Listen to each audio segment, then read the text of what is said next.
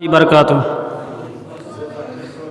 الحمدللہ رب العالمین والصلاة والسلام علی رسولہ الکریم اما بعد اعوذ باللہ من الشیطان الرجیم بسم اللہ الرحمن الرحیم ادعو الی سبیل ربک بالحکمت والموعظۃ الحسنہ وجادلہم باللتی ہی احسن۔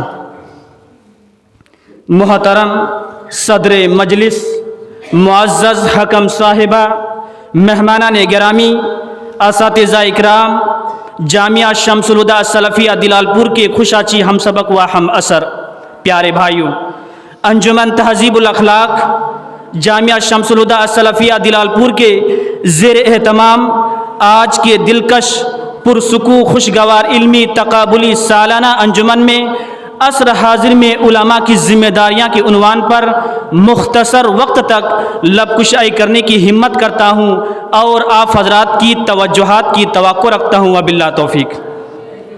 برادران اسلام، موجودہ دور مادہ پرستی اور ٹیکنالوجی ترقیات کا دور ہے۔ عیاشی فحاشی لوگوں کے قلوب و اذہان میں بس گئی ہے، تخلیقی مقصد سے ناآس نہ ہے، اللہ کا خوف، فکر آخرت نام کی کوئی چیز نہیں۔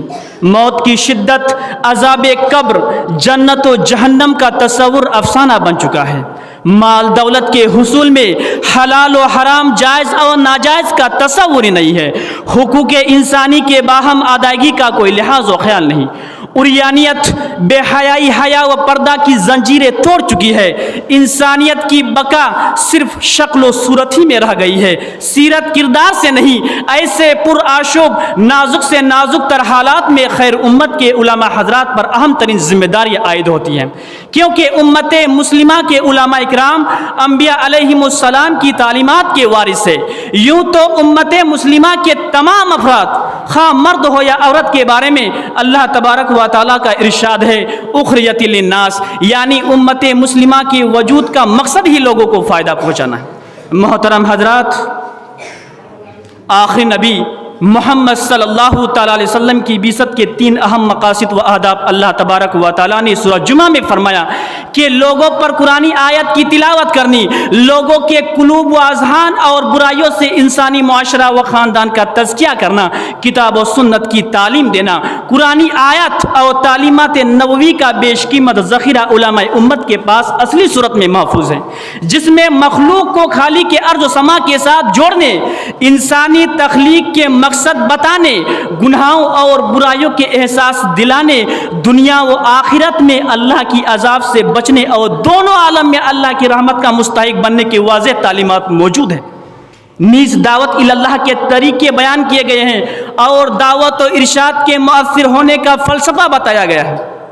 چنانچہ ارشاد باری تعالیٰ ہے ادعو الی سبیل ربک بالحکمت والموعظۃ الحسنہ وجادلہم باللتی ہی احسن، یعنی اپنے رب کی راہ کی طرف لوگوں کو دعوت دو، علم اور اچھی نصیحت کے ذریعے، اور لوگوں سے بحث و مباحثہ کرو اچھے طریقے سے۔ مذکورہ آیت میں دعوت و ارشاد کے 3 طریقے اور 3 اصول بیان کیے گئے ہیں۔ کتاب و سنت کی تعلیم، اچھی نصیحت اور احسن طریقے سے بحث و مباحثہ، لوگوں کے مزاج اور ذوق کے مطابق حسب ضرورت ان طریقوں اور اصولوں کو اختیار کیا جائے۔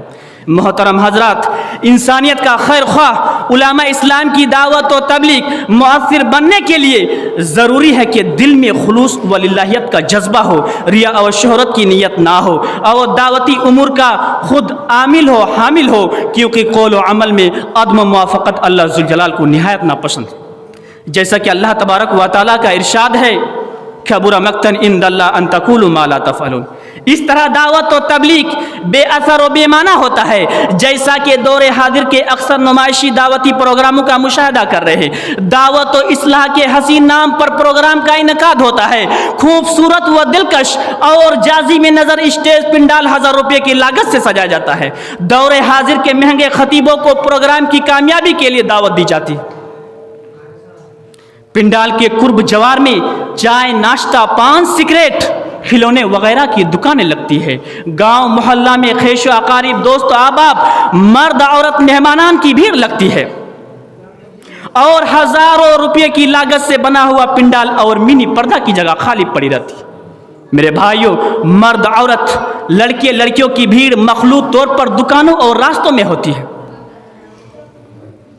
پروگرام کے مقصد یعنی دعوت و ارشاد کے پروگرام انعقاد کرنے کا مقصد مہمانی، میزبانی اور کاروباری بن گیا ہے۔ محترم حضرات، سماج و معاشرہ کے خود پروگرام انعقاد کرنے والوں، ان کے خاندان و فیملی میں دعوت و ارشاد کا کوئی اثر نہیں پڑتا۔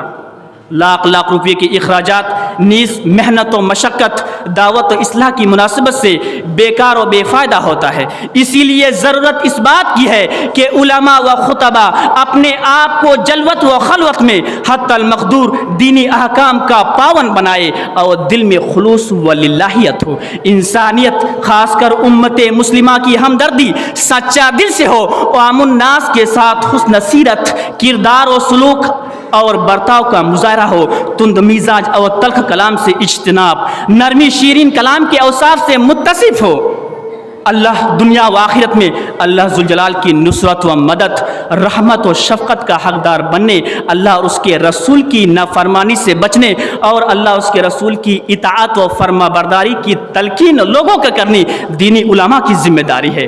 اب میں انہی چند باتوں پر اپنی تقریر بخوف طوالت ختم کرتا ہوں۔ آخر میں ان اللہ دعا گو کہ العالمین ہم کو عالم با عمل بنا اور امت مسلمہ کے ہر فرد کو صحیح معنی میں خیر امت بننے کی بھرپور توفیق دے اور ہر ایک کو اپنی اپنی ذمہ داری سمجھنے اور اسے صحیح طریقے سے انجام دینے کی توفیق عطا فرما۔ آمین۔ السلام علیکم ورحمۃ اللہ وبرکاتہ۔